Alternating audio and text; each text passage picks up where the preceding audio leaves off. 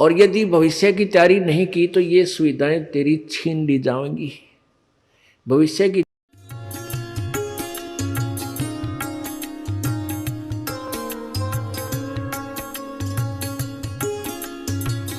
तैयारी कैसी होगी वो विधि बताई जाती है कि पूर्ण गुरु के बिना कोई भी भक्ति साधन आपका सफल नहीं हो सकता। कोई भी भक्ति सफल नहीं हो सकती। पूर्ण गुरु की तलाश करो, उनके मर्यादा में रहो, आपका जीवन गारंटीड सफल होगा। ये नियम है, मालूम का अवश्य होगा। और ऐसा ना करने से तो क्या कष्ट होगा। नर से तू पशुआ की जय, दीजय बैल बनाए, चार पहर जंगल में डोले तेरा तो ना पेट भरे। इस दास का जन्म किसान परिवार में हुआ और खूब परिचित हम बहल के जीवन से। अब क्योंकि परमात्मा के रोशनी में दिखाई देने लगा कि वो कितना दुखी हुआ होता है ये प्राणी। अब बैल बन गया, भूख लगी है, मुंह का बोल के नहीं सुना सकता, प्यास लगी है, मुख से बोलकर नहीं बता सकता। एक समय हमारे एक बैल था, हम छोटे से थे। उस बैल के पिछले पैरों के खुरों के बीच में एक कील लगी, एक इतनी लंबा लोहे की कील थी और वो पिछले पैर में घुस गई। सुबह अंधेरे में हाली लेकर गया था खेतों में, तो किसी ने वो कील कंडम समझ के गली में फेंक दी और वो बैल के पैर में चल गई। अब बैल डले पत्थर कंकर लग के वो अंदर घुस गई, कती ऊपर कुछ नहीं दिखे और पैर से बैल लंग करने लगा, लंगड़ाने लगा। तो आली आपस में ये विचार किया करते थे, भाई बैल के कभी ऐसे लंग हो जाती है तो क्या बताया करते कि उसको रोकना नहीं चाहिए, बैल को काम लेते रहना चाहिए, क्योंकि उसकी नस पर नस चढ़ गई है और नस पे नस चढ़ जाने से, रोक देने से वो ज़्यादा हानि होती है, चलते रहने से वो ठीक हो जाता है।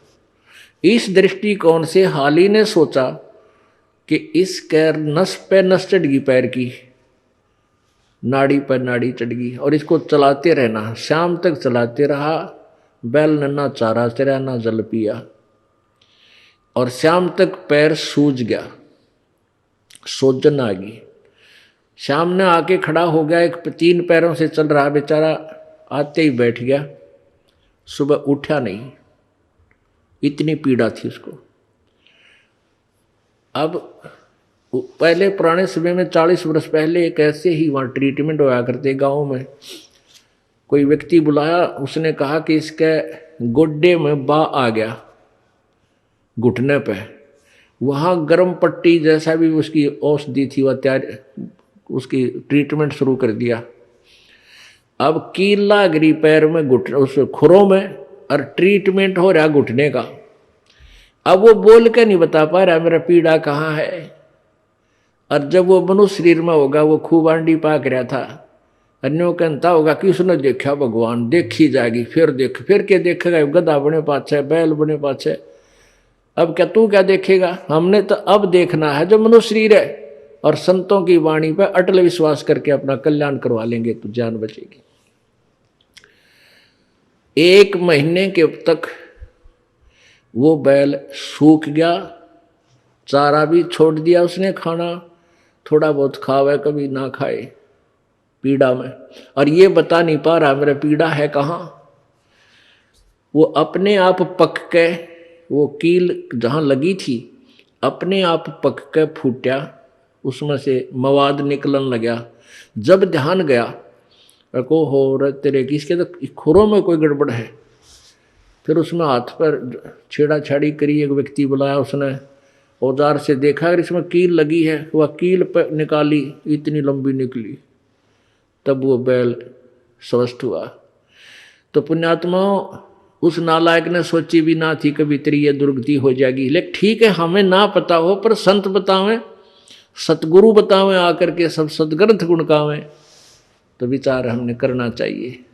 तो ऐसा दुख फिर क्या बताते हैं कि सिर पर सींग दिए मन, 4 पहर जंगल में डोला तेरा तो ना उधर बरे। अब तो समय मिलते ही, भूख लगते ही खाना खा लेते हैं। अब परमात्मा का भंडारा चलता है यहाँ पर फ्री ऑफ कॉस्ट है। कितनी बार भोजन पाओ, दिल करे जब चाह की भरा कप पर बैठ कर पीने लग जा। कहीं भी आप घर पे हो, भूख लगती है तभी कहते हो रोटी लाओ, खाना भूख लगी है, चाय बना लो, चाय पी ले, दूध ले आओ हैं। और कोई त्यौहार है, ब्याह शादी है, लाडू बर्फी जलेबी खूब डट कर खाओ। लेकिन परमात्मा कहते हैं फिर इस भक्ति ना करने से, सदगुरु की शरण में ना जाने से, नर से तीतू पशुआ की जय, दीजे बैल बनाए, 4 पहर जंगल में डोले तेरा तो ना पेट भराए। ओह, 4 पहर यानी सुबह से लेकर शाम तक। सुबह 6 बजे ले जाते थे, शाम को 6 बजे, 12 घंटे खेत में रहेगा तेरा तो पेट नहीं भरा, क्योंकि भूख लगी होगी।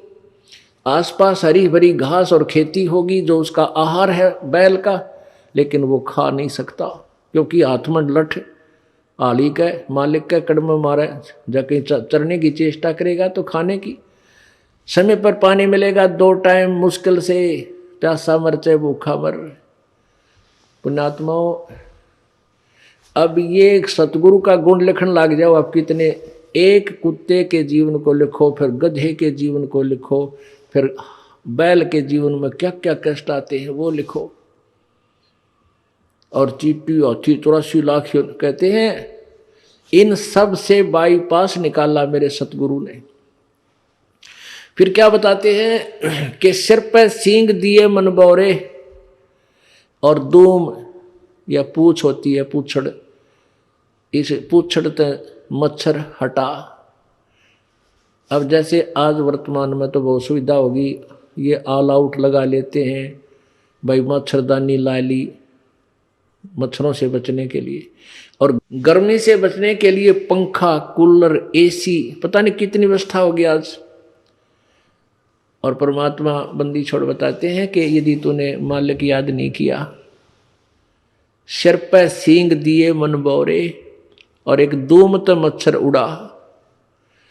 अब वो धूम है ना तेरी, वो तो तेरा कूलर, और वो ही तेरा पंखा, और वह मच्छरदानी।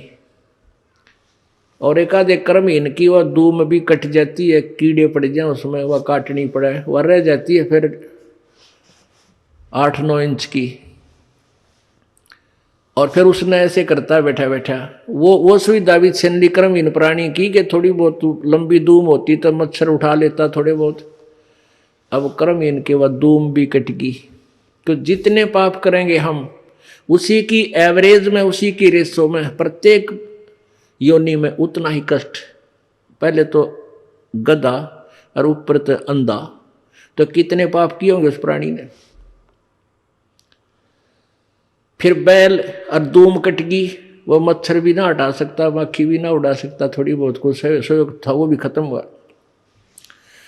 तो पुण्यात्माओं, इनको घनी गहराई से सोचो और फिर भगवान और गुरु जी की तुलना करो कि हम कितना बाईपास चल रहे हैं। फिर क्या बताते हैं, कंध जुआ जो तैकू, कौंधों का भुस खावे। ओहो,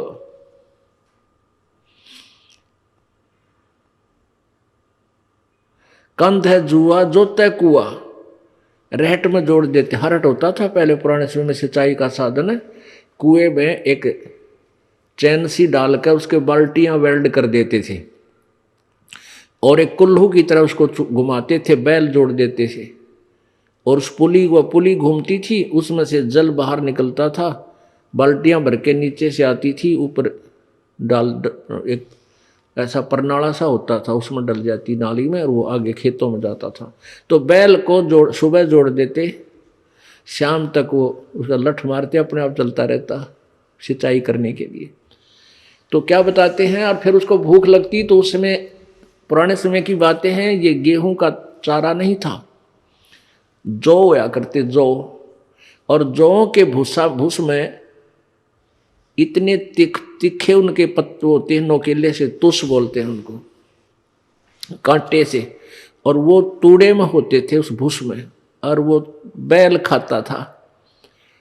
जौ के भूस को बैल जल्दी से खाएगा नहीं, वो तो जब खाएगा जब उसको ये दिख ले तेरी मृत्यु होगी, भूखा मर गया, तब उसको खाता है, और कट्टे मुंह में चुभते हैं, और ऐसे मुंह करता है धीरे धीरे। हमने खूब देखा ऐसा।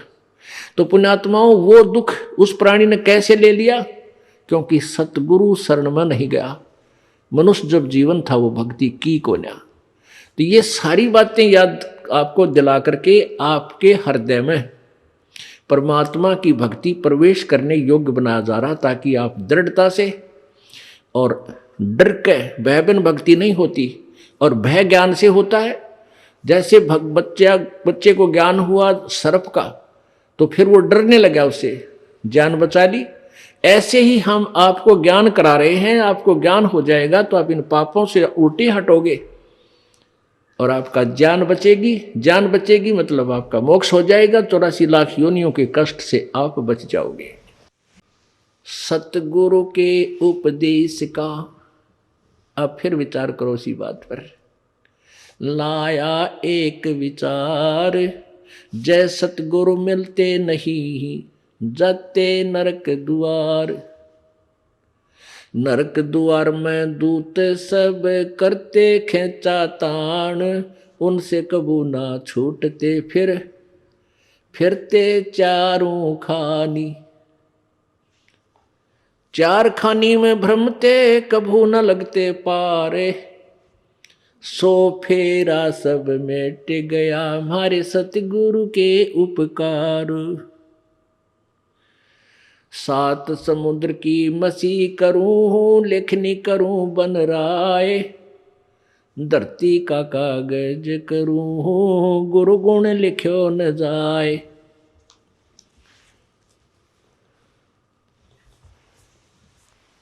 गुरु मानुष कर जानते ते नर कहीं अंध, ओए दुखी संसार में आगे यम के फंदे। और जब आपको सतगुरु मिल जाते हैं, आपका कैसा उनके प्रति व्यवहार हो, गुरु से अधिक ना कोई ठहराई, मोक्ष पंथ नहीं गुरु बिन पाई। अब परमात्मा कहते हैं कि गुरु जी के बिना आपका कोई भी भक्ति मार्ग सफल नहीं हो सकता। उसके लिए उदाहरण भी दे रहे हैं।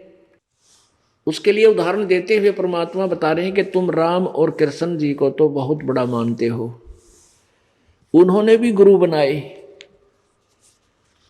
श्री कृष्ण जी ने दुर्वासा जी को, और श्री रामचंद्र जी ने वशिष्ठ जी को गुरु बनाया।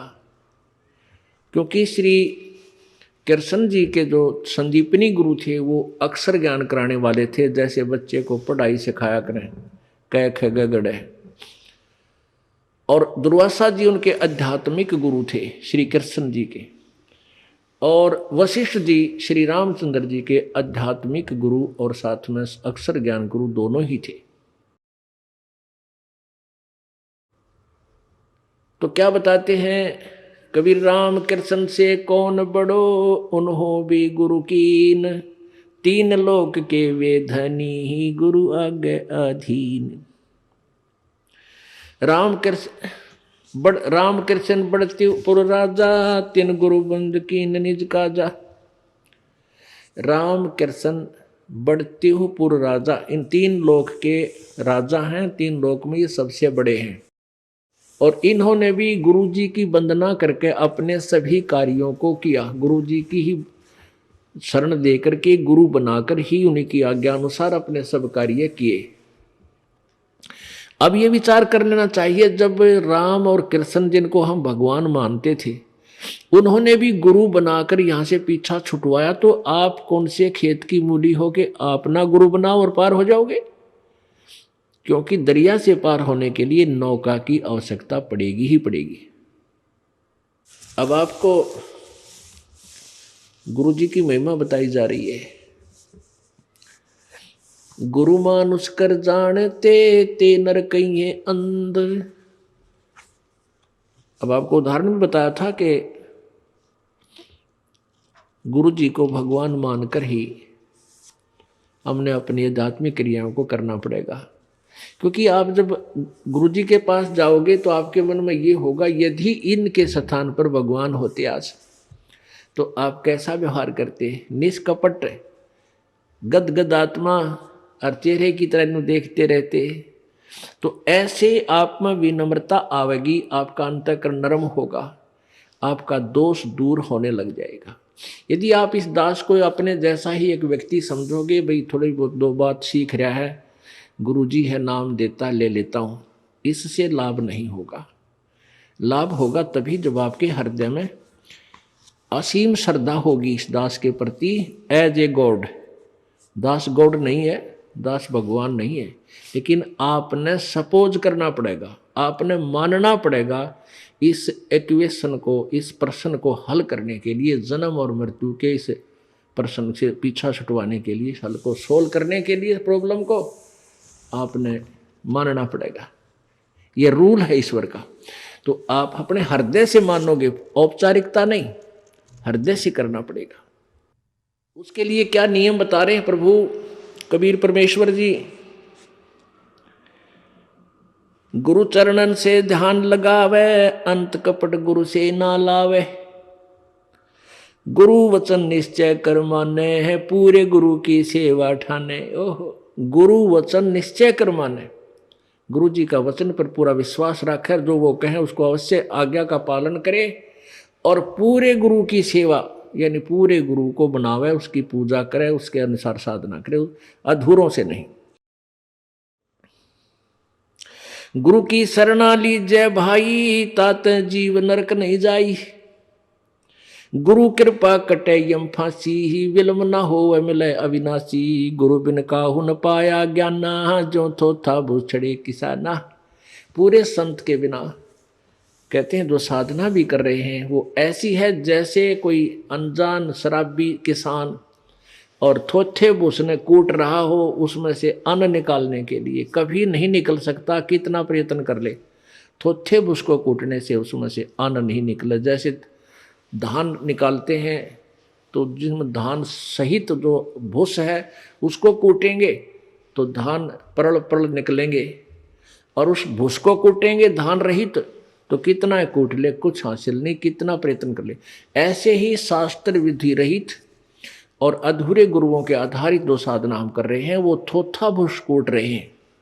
गुरु बिन काहू न पाया ज्ञाना, जो थोथा भूस छड़े किसाना। तीर्थ व्रत और सब पूजा, गुरु बिन दाता और न दूजा।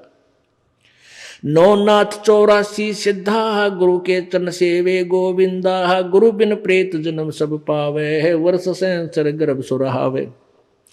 गुरु बिन दान पुण्य जो करही, मिथ्या होव कदे ना फल ही। गुरु जी के बिना आप कोई भी दान पुण्य करते हो मिथ्या होगा, कभी नहीं फलेगा। गुरु बिन भरम न छूटे भाई, कोट उपाय करो चतुराई। गुरु के मिले कटे दुख पापा, जन्म जन्म के मिटे संतापा। गुरु के चरण सदा चित दीजय, जीवन जन्म सफल कर लीजय। गुरु भक्ता मम आत्म सोई, वाके हृदय रहूं समोई। ओए होए, अब फाइनल फैसला कर दिया गुरु जी परमात्मा ने, कबीर जी ने, कि गुरु भक्ता मम आत्म सोई। जो गुरु जी का सच्चा भक्त है, जैसी लगन गुरु जी में है, उसकी सच्ची श्रद्धा गुरु जी के ऊपर है, तो गुरु भक्ता मम आत्म सोई, वो मेरी आत्मा है, वो मुझे प्यारा लगता है जो गुरु जी के साथ निष्कपट भाव से सच्चा भक्त है उसका। गुरु भक्ता मम आत्म सोई, वाके हृदय रहूं समोई। मैं उसके हृदय में समाया रहूंगा। जब तक आपके हृदय में प्रभु समाये रहेंगे तो आपकी श्रद्धा भगवान में बड़ी ही रहेगी। आपके मन में जरा सा भी मैल दास के प्रति आएगा किसी भी पॉइंट से, भगवान वहां से हट जाएगा। जब भगवान का पंजाब से हट गया तो आप नरी कोबद सोचोगे, सारी उल्टी भावना बन जाएंगी।